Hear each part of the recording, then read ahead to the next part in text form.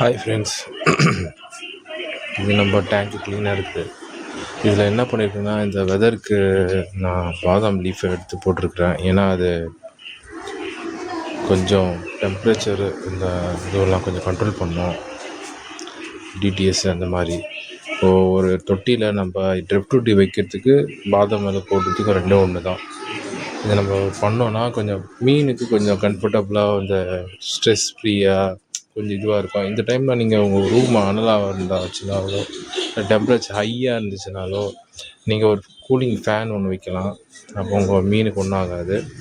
இந்த டெம்பரேச்சரில் என்னென்னு பார்த்தீங்கன்னா, எனக்கு நடந்திருக்கிறது ஒவ்வொரு மீனாக டெத் ஆகிட்டே இருந்துச்சு.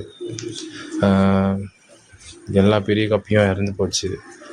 இப்போதைக்கு குட்டிங்க மட்டும் தான் இருக்குது.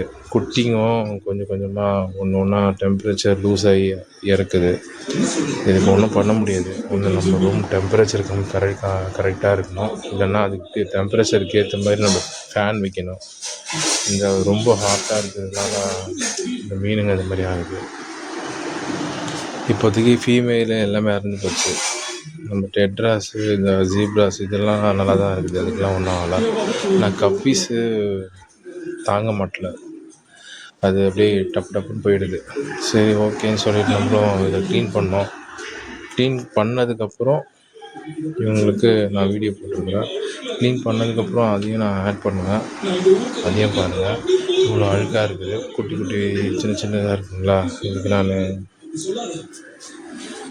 ஃபுட்டு வந்து ஆர்டிமியா ஃப்ளேக்ஸ் தான் போடுறேன். அது பார்த்திங்கன்னா நல்லாயிருக்கும், க்ரோத்தும் நல்லாயிருக்கும். ஆனால் ஒரிஜினல் ஆர்டிமியா நீங்கள் ஹேட்ச் பண்ணி போடும்போது இன்னும் ஸ்பீடாக க்ரோத் ஆகும். ஏன்னா அது லைவாக இருக்கிறதுனால ரொம்ப க்ரோத் ஆகும். ஃப்ளேக்ஸுன்றது வந்து ஒரு ஃபுட்டு மாதிரி தான், ஆனால் அந்தளவுக்கு க்ரோத்னஸ் இருக்குமான்னு பார்த்தா இருக்காது.